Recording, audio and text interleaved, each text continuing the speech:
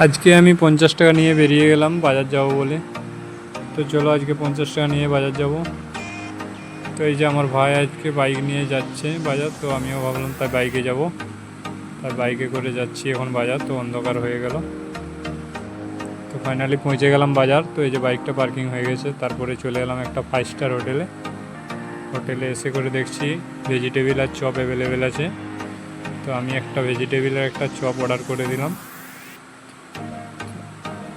ওইগুলো খাওয়া হয়ে যেতেই বিলটা দিয়ে দিলাম।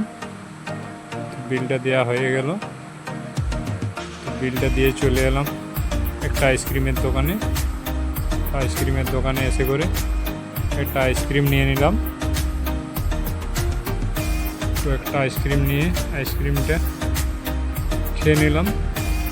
তো আইসক্রিমটা খাওয়া হয়ে গেল আমার। তো চলো দেখা হচ্ছে নেক্সট কোনো ভিডিও।